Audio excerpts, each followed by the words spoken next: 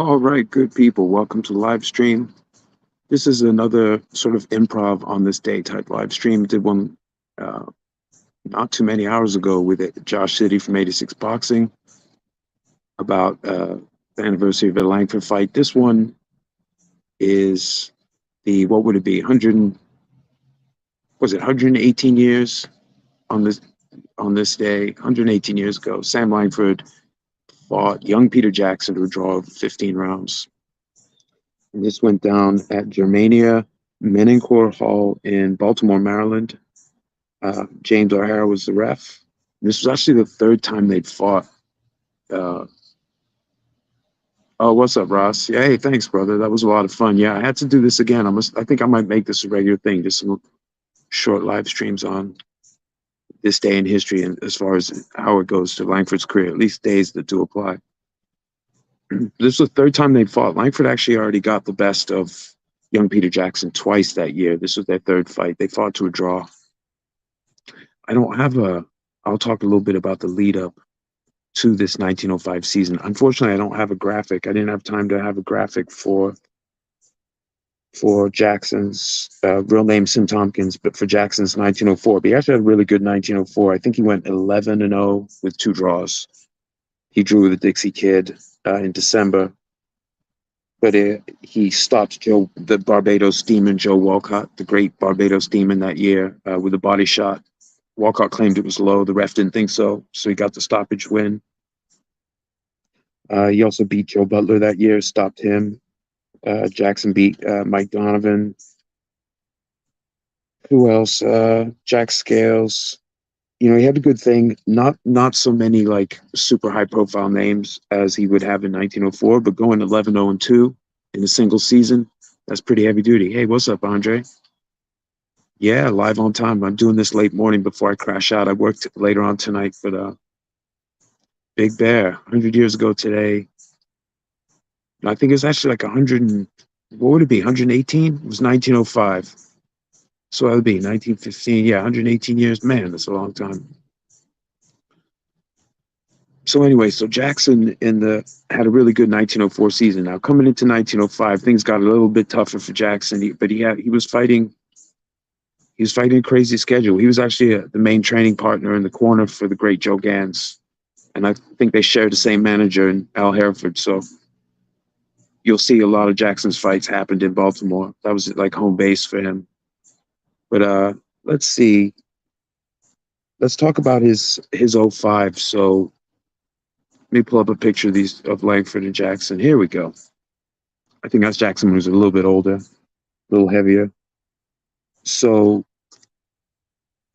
for Jackson's part, he opened up the 1905 season in March 24th. He fought the great Philadelphia Jack O'Brien, who at the time, according to BoxRec, had a record of 126 wins, 8 losses with 19 draws. Jack O'Brien was a top character, light heavyweight, but also it had, like this was for O'Brien's middleweight title claim, but he would also win the light heavyweight title, which O'Brien didn't really show much interest in defending.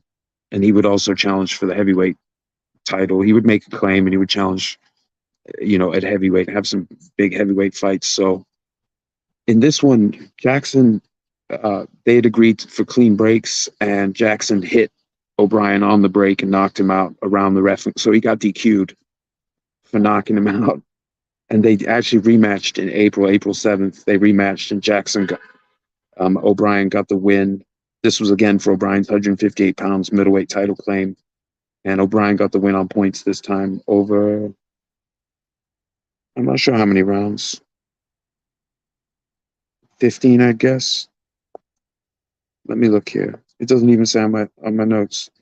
Anyway, so following that, Jackson fought Larry Temple.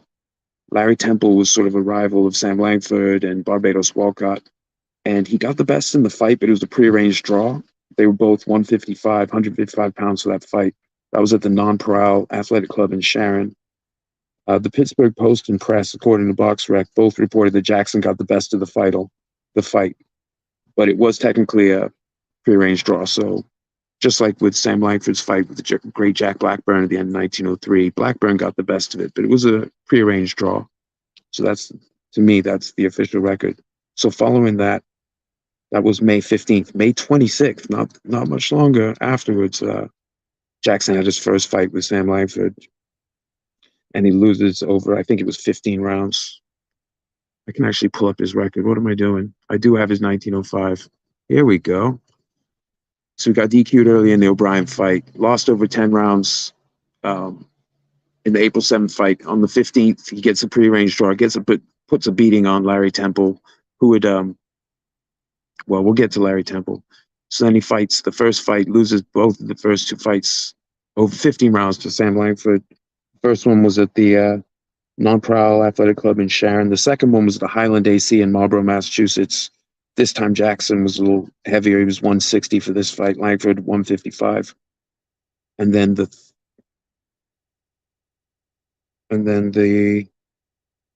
hold on a second. How many times? Oh, I'm sorry. I'm sorry.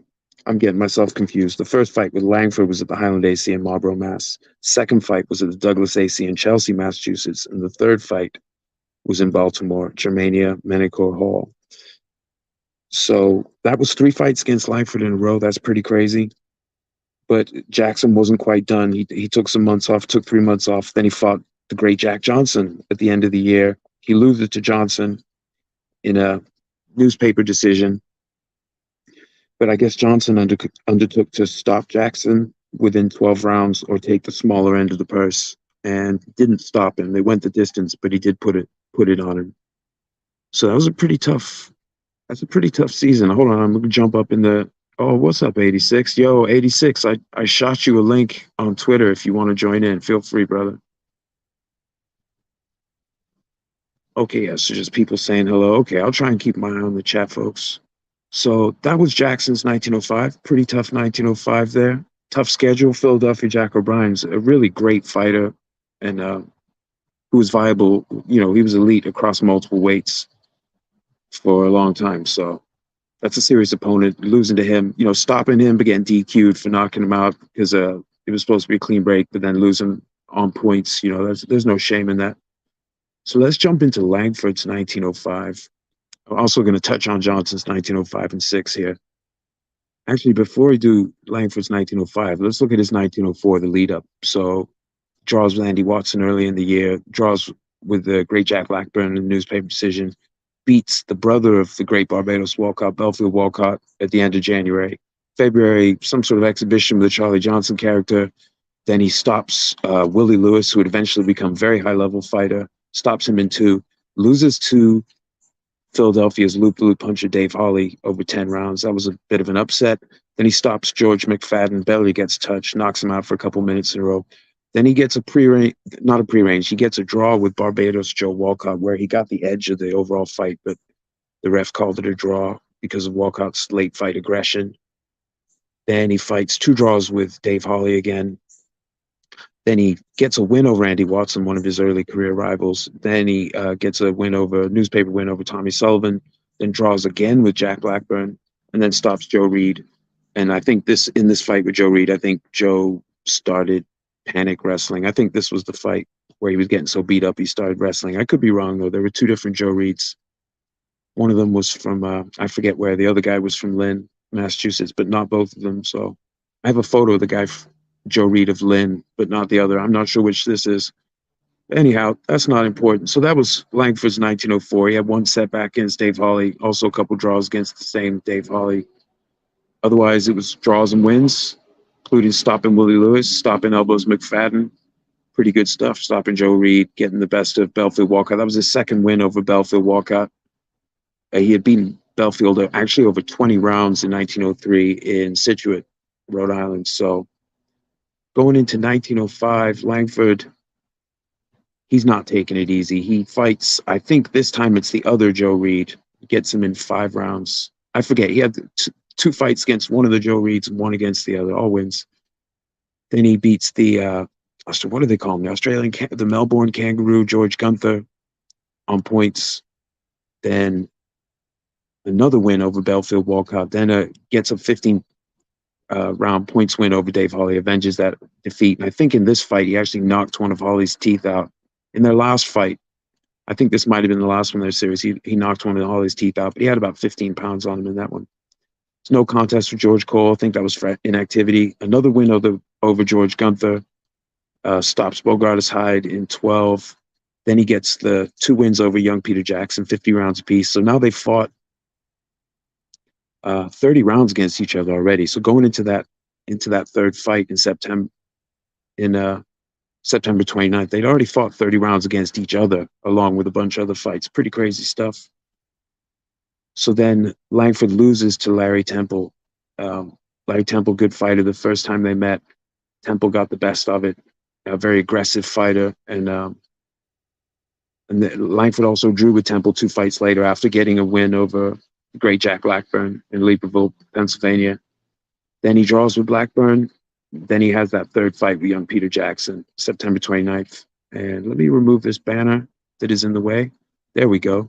Then he has some sort of no contest in Philly with Blackburn, and then closes the year out fighting the great Joe Jeanette and losing his first heavyweight fight against the great Joe Jeanette. And he'd get that one back the year after and then challenge Johnson. Let me jump over the comments real quick. What's up, Bruce? He didn't fight a lot in Rhode Island, but I think, isn't Scituate in Rhode Island? I'm showing my ignorance. I'm pretty sure Scituate. So he had the fight against Belfield Walcott. That was the fight that he bounced back from the loss to Danny Dwayne a couple weeks later, fighting Belfield. But no, he didn't. Langford didn't do a whole lot down there. Yeah, Ross, this is years before Langford had the eye problems. I mean, we're talking 1905. He had that became an issue in 1917. Like when he was on the downslide, when he was already into the downslide. So let's see here. So that's Langford's 1905. They had 3 battles, so they actually fought. It's pretty crazy. They fought 45 rounds against each other. Langford had a lot of different rivalries. See some of the guys who had them, Dave Hawley came up, Andy Watson, Dave Hawley, young Peter Jackson, Larry Temple, Jack Blackburn. I mean, it turned into a massive rivalry with Joe Jeanette, so he kicked that off in 05. They'd have 14 fights before it was all said and done. Langford had so many rivalries, some of them get swept under the rug, or there's too much going on to pay attention to everything. Okay, Bruce confirming. Yeah, Scituate is in Rhode Island. I was pretty sure, but I'm just like second guessing myself over here. Plus, I could have just pulled up the graphic, and it's probably on the graphic, if I'm not mistaken. Captain Obvious over here. Let me see.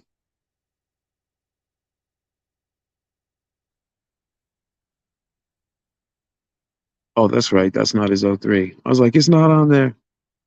I'll try and pull it up later, but let me jump over. So jump back to Jackson. So Mr. Tompkins here, young Peter Jackson. So he closed out the year losing to Jack Johnson. Let's look at what Jack Johnson was doing.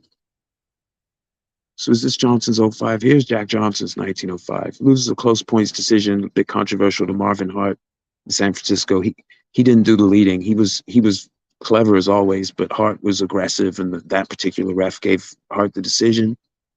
Other than that, he runs to a lot of people, including, Jeanette, Black Bill, Jeanette multiple times, I should say, Black Bill multiple times, Big Sandy Ferguson, Joe, the punching bag, Joe Grimm.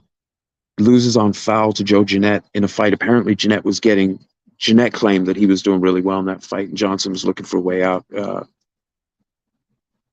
But then,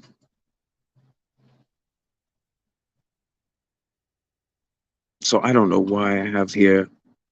Oh, that's right. So the fight with young Peter Jackson, I guess. So that says majority draw 12 or win 12. Johnson definitely thumped on him, but he lost the wager. So I'm not sure actually how you'd count that fight, because he undertook to stop him in 12 or forfeit the winner's purse. That doesn't mean he forfeits the win. So we can probably count that as a win, but pretty epic career from Mr. Johnson there. Now, Langford, moving into 06, Langford, you see there, he got that win back from Larry Temple in 06 and actually stopped him in 15. I think I have a graphic for that somewhere. But anyway, gets the win back from Joe Jeanette. Then he fights Johnson on pretty short notice. I mean, he beats Joe Jeanette over 15 rounds, giving up size to Jeanette on April 5th. And then 21 days later, three weeks later, he fights Johnson. I think he got a bit of an injury in the Jeanette fight. He lost the distance with Johnson, gets thumped on. So, and then he actually 2 fights later, or he does an exhibition with Blackfoot Simmons. The fight after that, June 13th, young Peter Jackson actually stops him. I think it was like a injury withdrawal, but uh, in a continuation of their series. And why not? They go ahead and have another fight. Langford takes some months off, comes back in November, gets 3 wins in a row, uh, including uh, beating Jackson, beating Jackson again. So the rivalry went tilted heavily to Langford, but that's just how it goes. A lot of the Langford's rivalries tilted heavily toward him. It's not unusual. Let's see if I can find a picture of Larry Temple here. There he is on the top row, third from the right. There's Larry Temple as a picture I found in the archives. There are a couple of other photos, or at least one other photo of him online, but that's one that I hadn't seen yet. I pulled out of from behind the paywall.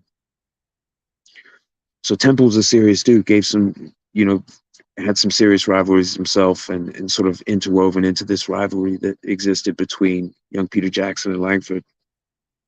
And like as Langford kept putting on pounds and going up, some of these rivalries sort of fell by the wayside because he was just too dangerous for them, or their careers wound down, either or. Oh, I should mention this. Yeah, Big Bear says that Langford had eye problems before boxing, smacked by his father. Yeah, and also I think in his 1924 retrospective series in the papers, I think Langford said that he spilled something like lime or something in his eyes when he was doing manual labor as a teen. But I don't know if that's just I don't know if that was confirmed, or if that was just something Langford said like late, when he was basically retiring, telling stories. They're doing fundraisers for him. So I'm not sure. Ross says Langford wastes no time. He's just fighting and fighting, no much break. Yeah, it's pretty crazy what he's just keeps going. Like once his career starts in earnest, January 15th, 1903, he just tears through fights. And that's part of his strength. I think I have a 1903 graphic here. There we go. That's a lot of fights. And he just keeps, and even though, so like in early 1904 in Boston, the police cracked down on boxing. So some of these clubs closed and shuttered or moved. They tried renaming themselves a couple, but they basically, the scene in Boston. So in 1904, he didn't have the same opportunity to fight because between the Lenox and the Essex Club, he put a ton of work in just between those two clubs.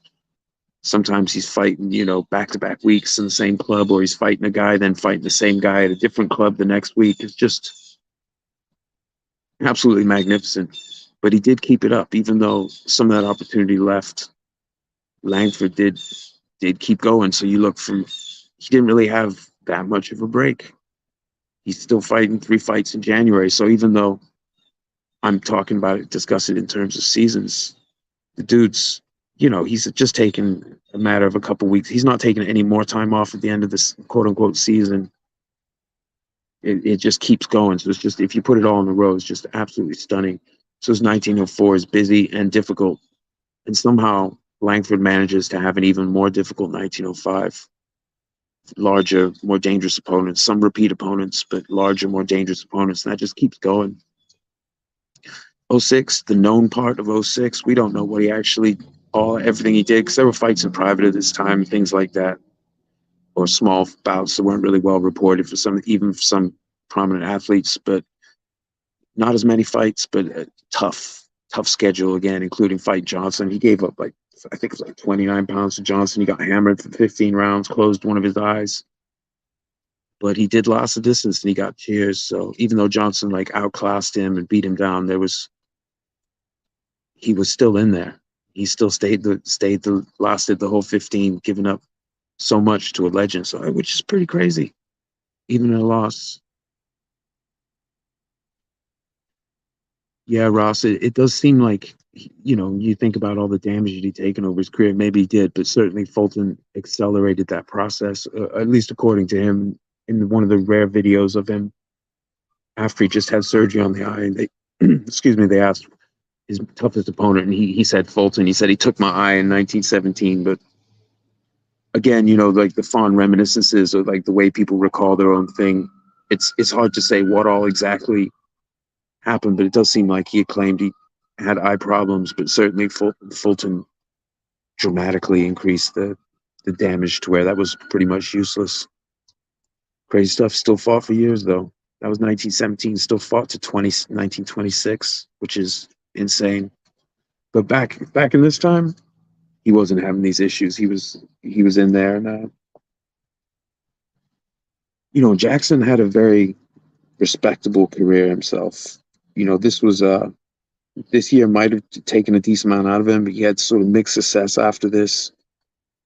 He kept fighting. I mean, Jackson was pretty deep into his career. He was from the class of 1895, if I'm not mistaken, whereas Langford came in 1902, and Langford also came in as a teenager. He came in young, 1902. Jackson came in, let me confirm that, yeah, 1895. So he's Mr. Tompkins was an older fighter, and he had more shop worn by the time he fought Langford, although Langford had a tremendous amount of experience already for not having been fought. Let me think. The fight in question here, 118 years ago today. So Langford had 32 wins, 3 losses with 16 draws.